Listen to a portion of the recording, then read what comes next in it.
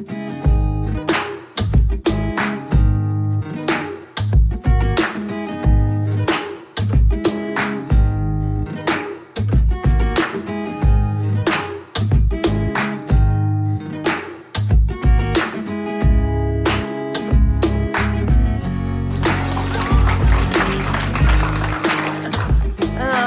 everybody. I'm Steph. I'm an alcoholic. And I'm a real full-fledged alcoholic. And I feel even more nervous following all of you because I am actually astonished at how great each of you sounded, even you, Anthony. You don't often hear that many people, especially in 5 minutes, with such powerful things to say. And as I listened to each of you, listening is something I learned through AA. I was like, I want to talk about that too, and now I've forgotten all of it. 40, I just turned 40. That's also unhelpful. Although, let me say this, I love it now that I'm sober. Like, getting older is phenomenal. I actually have these wonderful experiences to share with people, and I also have these horrible experiences to share with people, and hopefully to alleviate some of the shame they feel in their own stories. That's especially wonderful to me as sponsorship. While all parts of the program are beautiful, I found my niche with sponsorship. Taking women through the book and helping them with the steps is by far the most fulfilling part for me. And then I want to say, and I'll probably end with this too, that like I love being sober. I just posted a picture on Instagram with fireworks that just said, like, I love it. I genuinely love it. And not only have I not thought about picking up a drink, I think I've created new neural pathways where literally the thought of a drink or a drug or anything that you may use to get out of yourself now revolts me. The thought of ever waking up with one of those hangovers where every pore in my body is like the size of my nostril, and there seems to be like a weird dry sweat coming out of everything, and I'm sort of immobilized on the bed, like I should get up, but there's no way. And you hear people say, like, if I felt that way now, I'd take myself to the ER, and I would. I mean, I was a binge drinker. At one point in my story, I was a daily drinker, and I'll get to that, but I was a binge drinker. So really, you hear these stories about college kids dying from their one night. They're not even alcoholics. And I feel like I could have died any one of those nights, not just from the choices I made because of the drinking, which were exceptionally dangerous often, but because of the alcohol itself and the drugs that later came to fuel the alcohol. So my sober date is October 10th, 2011. I have a sponsor. She has a sponsor. I have a home group in the city, New But West, because I work there still. I just moved out here a few years ago. So as you hear sometimes in AA, I am a member in good standing. I have taken probably a dozen women through the big book. Not all have been successful in their attempt to stay sober. Some have found other means of staying sober. This is not, as the book says clearly, the only way, but it is the way that worked for me and the way that gave me a foundation to a life. So I love it. Like, I love that this, and I never would have expected it, as one of you said, that this would give me a life, but it gave me a life. It opened a door onto a life. I didn't think I'd live till the age of 30. So my story started, I could go as far back as I'm adopted. I'm sure that played a role. It's not why I'm an alcoholic. I don't know if there's alcoholism in my biological family. It isn't why I'm an alcoholic, but I'm sure it contributed to some of my excuses for drinking, my need to feel a part of, and part of why I felt so different from a very young age. I think when I was about 5 or 6, I grew up in the city. I went to a prep school filled with perfect little thin little blonde girls. And we went out to Southampton for the summer, which, like, oh, poor me. But it was kind of poor me because I felt so different from everybody.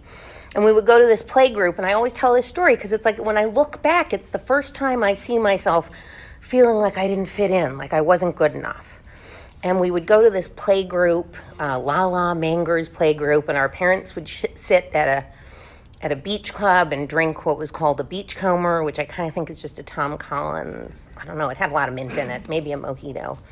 And they would drink on the beach. There was a lot of heavy drinking, very waspy, so nobody talks about their feelings. They drink their feelings.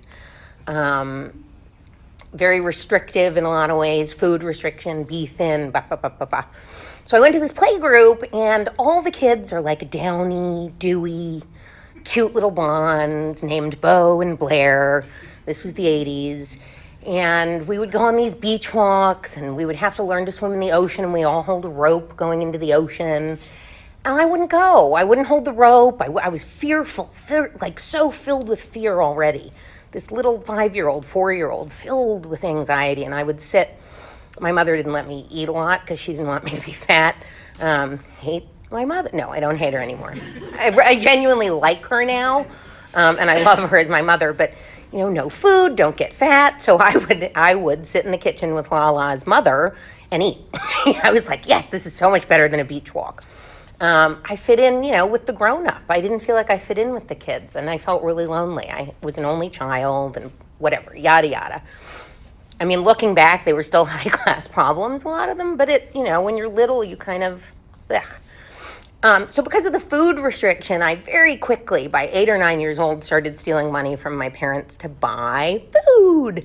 And the binging began. And I'll often say that, like, my first serious addiction was food. And I was a binge eater in secret. And that later became a binge drinker, often in secret, often right out there in public for the world to see. But the binging, which has continued and been a difficult one for me throughout my life, that was my first addiction. By 13 years old, though, I had fallen in with a crowd who did not go to my prep school and who spent a lot of time, I with them, on 135th and Lenox. And I don't know if you know the city, but that's East Harlem, West East Harlem. And so I didn't look like them, but I fit in. These were men, though. I mean, looking back at a 13-year-old, I was with men, 18, 19, 20. And I would steal money to buy 40s of Old E and something called Cisco. And I don't know if you've heard of it. This was sort of like a hood drink a little bit. And the joke was it was liquid crack. And it was. Tasted like, I'm not allowed to curse.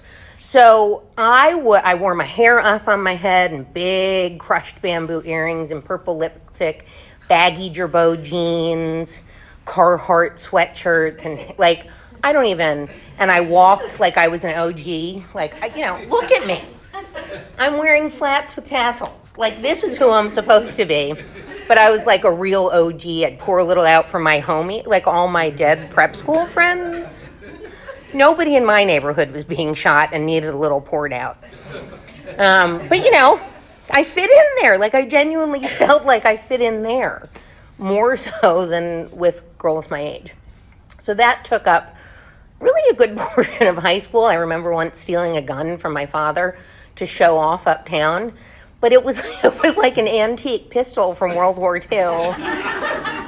Like I think of the things I did to fit in, buying them all hats, whatever. It was, they used to wear the tags still in their hats. I still don't know what that was about. So that was like a good part of high school. But I became a chameleon later in high school. I actually hear that a lot in these rooms. I became a chameleon, and I quickly gave myself my own reputation in my mind, before anyone else could give it to me. I made myself the bad girl. I made myself the rebellious one so that nobody could call me this or call me that. Like, I defined myself. I wore all black when I was at school, and I mean, along with my prep school uniform, whatever. I tried to be a misfit before anybody else could decide for me who I was. And it worked. I mean, people wanted to be friends with the bad girl in a way, so I was the one who'd get them to the bars, and then, God, I really am old. In the 90s, bars didn't card, and waitresses didn't have to card. Like, they weren't although I wasn't really going to a lot of bars with waitresses. I went a lot to a place called the Subway Inn, which you can imagine, the windows were blacked out.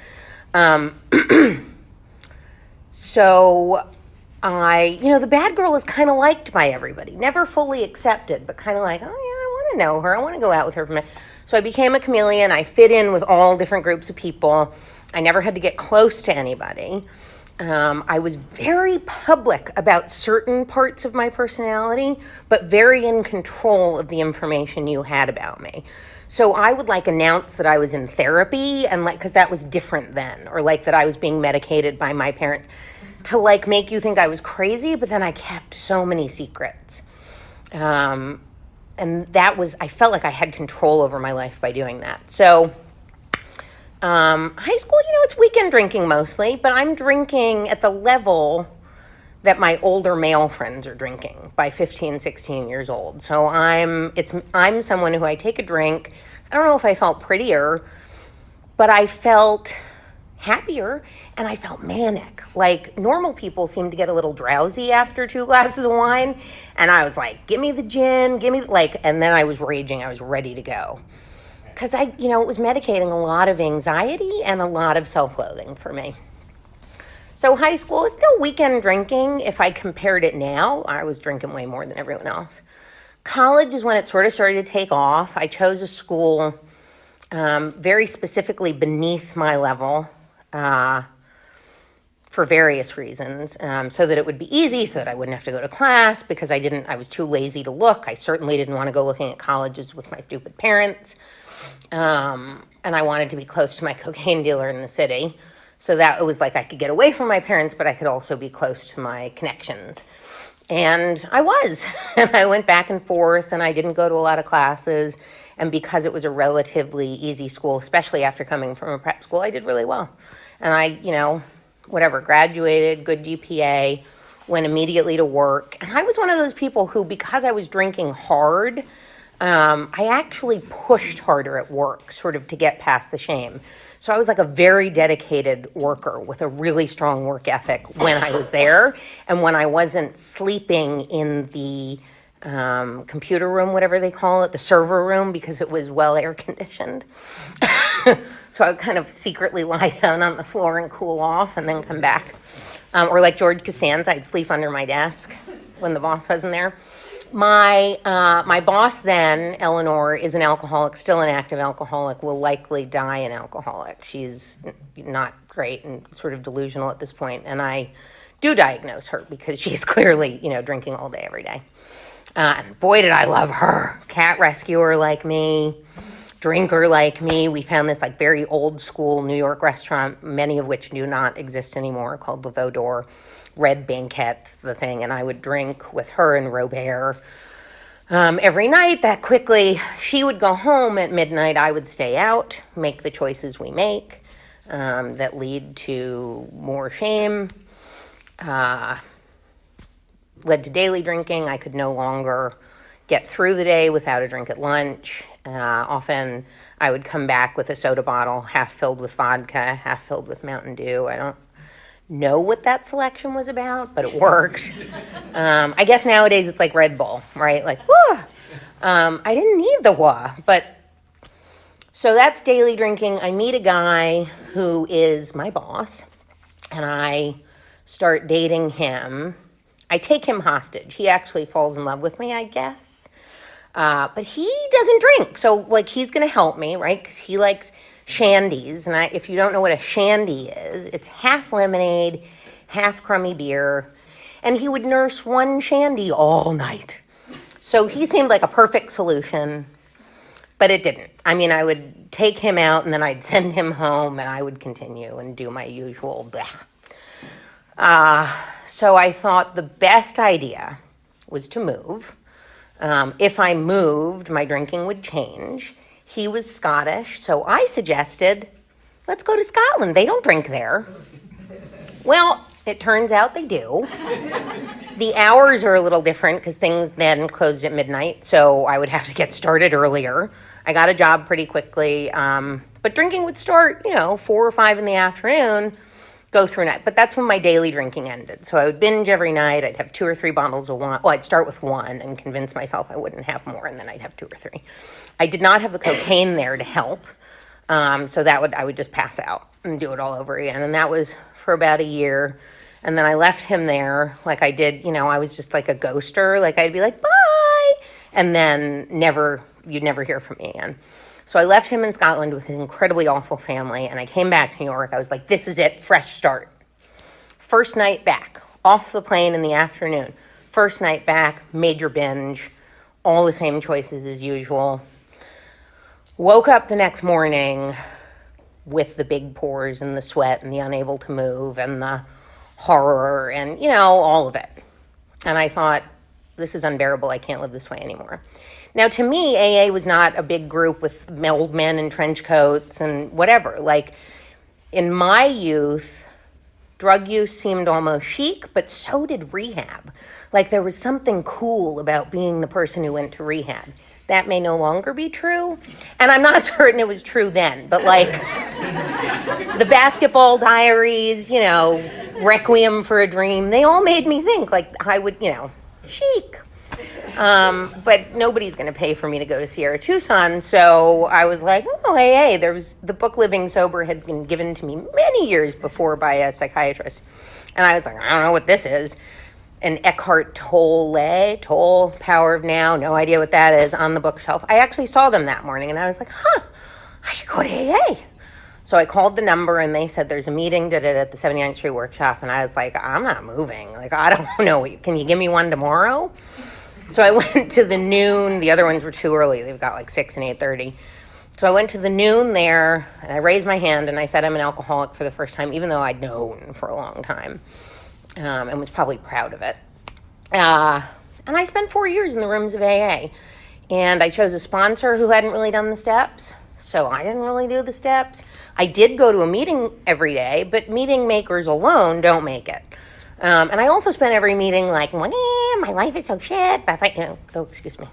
I just complained. Like I didn't listen to the gratitude, or I made fun of the people who were really grateful.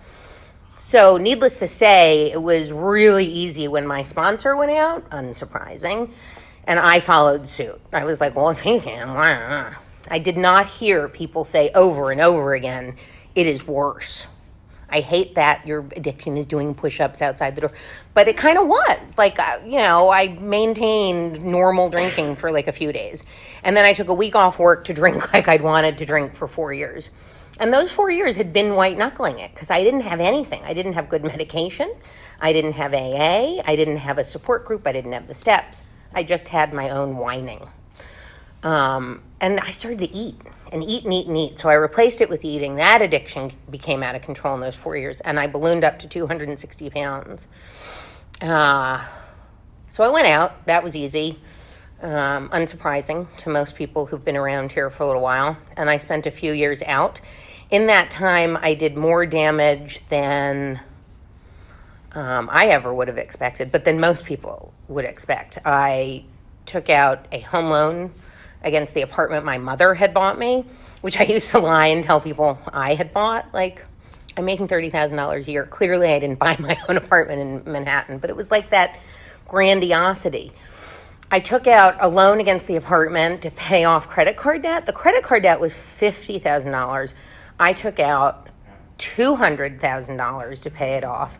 But then I also accumulated another $50,000.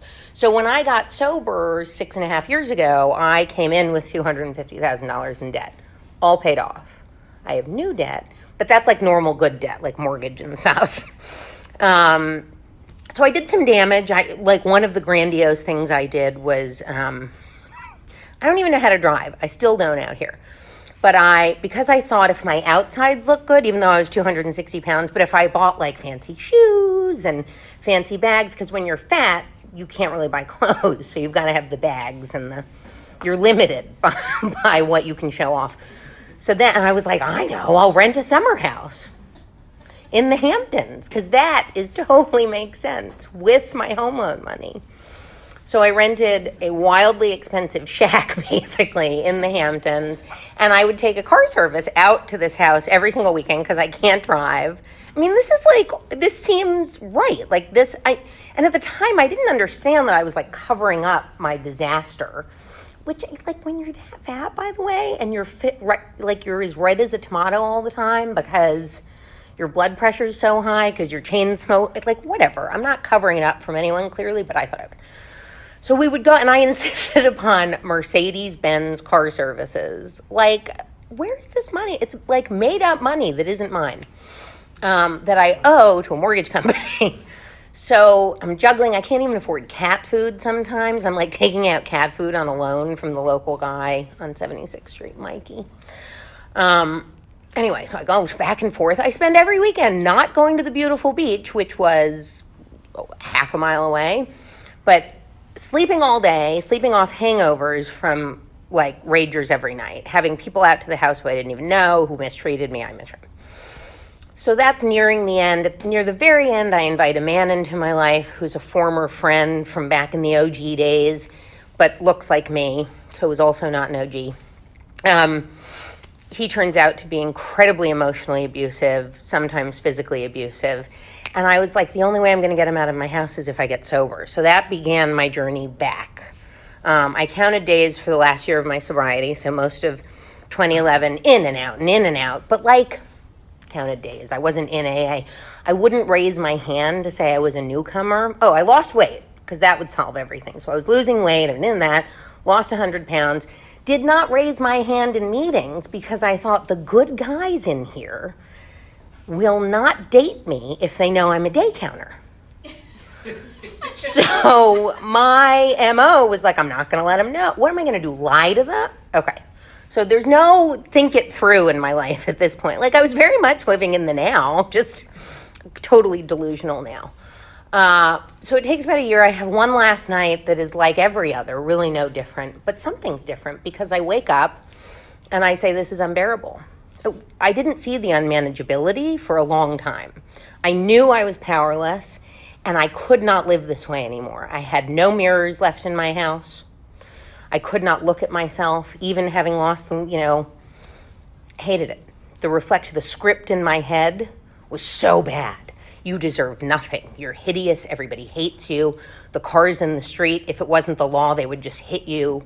You are disgusting.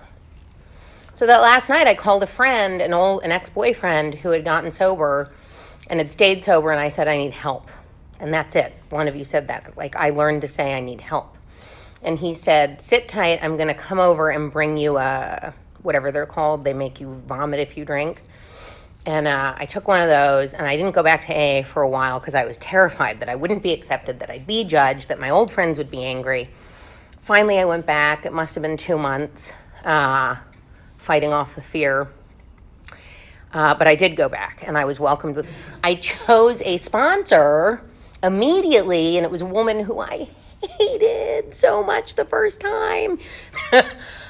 She was tough, and she made me call her at 7:30 every morning, and if I didn't, she would like wait, and then when I finally called, she'd be like, where have you been? So it was, she made me read the big book. She made me do the steps. We had to go do like a whole 5th step together where she helped me identify my patterns, and it worked, right? I mean, it worked. And then in 6 and 7, whoa, did that work. I am not someone who has a supernatural higher power.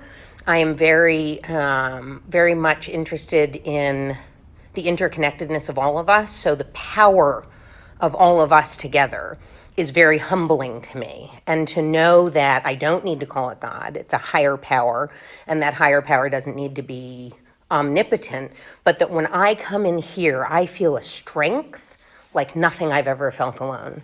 And that, like, it still gives me shivers. That's a powerful thing to know that you have all these people on your side and who are just there to help. So that gives me strength every day to know I'm never alone, literally. Physical beings on this earth, I am never alone. So I came in, I did the work, blah, blah, blah. Richard once said at a meeting, and this was one of the most powerful things I'd ever heard, and then I'll do one more and I'll finish up. he said the work is not steps 1 through 10 or even 1 through 11. The work is step 12, and that is the work. That's the foundation. That's how you get to a life. But then you've got to live in 12. And that doesn't just mean being of service in the rooms.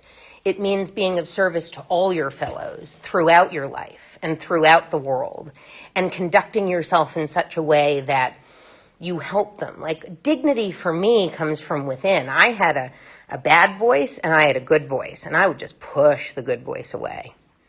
It was there telling me, you shouldn't do that. And I was like, F off.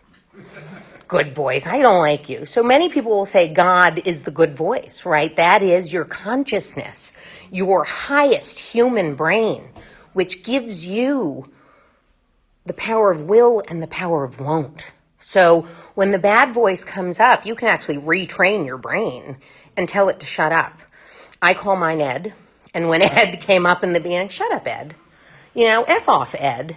And that really helped to say it out loud, or to say the words out loud. Like, what are you thinking? Think it through. Like, this is your animal brain telling you this. This is not your highest human self. This is not your evolved self. Your evolved self is the good voice saying, this isn't right. This feels bad. And the other thing that was amazingly eliminated for me almost immediately was I'd had a pilot light of fear and anxiety living in the pit of my stomach that would flare up for my whole life. And one day, the pilot light was just gone. There was no pit of anxiety anymore. And I have to credit Lexapro for the second half of my life. And I want to say that because not everybody is fully mentally there. And when I came in, my social anxiety was extreme, and it took over my life. And the obsessive thinking came after. I went through Richard's stuff. I tortured him because I hadn't dealt with my mental illness too. So I had to clear up. I had to do this, get the fog out, and then look at the other parts of my life and use other tools to help the crazy. Because the crazy for me is clinical, and I needed help with that. That was not going to be provided by any of you, sorry. It's not a hotbed of mental health all the time. So, so I had to do that, and that helped the other part of the anxiety, but I never would have been able to do that if I hadn't gotten sober, right? There was no way through the rest of my crazy, and I was starting to get a little agoraphobic. So with that, I want to end where I started, which was after I laid this foundation, life opened up. And I'm not happy, joyous, and free by any stretch of the imagination every day. I am free every day. I am free. I no longer have a thought to drink. It is not an answer. I am a recovered alcoholic because a drink is no longer an answer to a problem for me. And that gives me shivers because that is a freedom beyond my wildest dreams. Happy and joyous, they come. They come in spurts, but life is not black and white. There is nuance, there are problems. There's a lot of sugar, honey, iced tea, but all of that too, I gotta say, this is why I like being 40. All of that stuff is experience. How cool. And experiences you don't have when you're drinking because you don't live, right? You live to drink. I wouldn't have it. I wouldn't have anything new to share with anybody. And I certainly wouldn't be sharing about the shame, the mental illness, or any of it if AA hadn't taught me that that was the most important thing to do. And that is why I say step 12 is it. Because you have so much to give. You have so much to give, especially women to women and men to men. Do not date in your first year. I did it. I said, I love you. This time was rough. It made it harder. But I didn't want to drink. And no man was going to make me pick up a drink. It is verboten to me now. It is not a life beyond my wildest dreams because I never had a dream. I never dreamt. I never thought I'd have a future. And now I believe with every part of my being that I have a future. And I want to fight for it. And I want to fight for my life. And only with this am I able to do that. Thank you.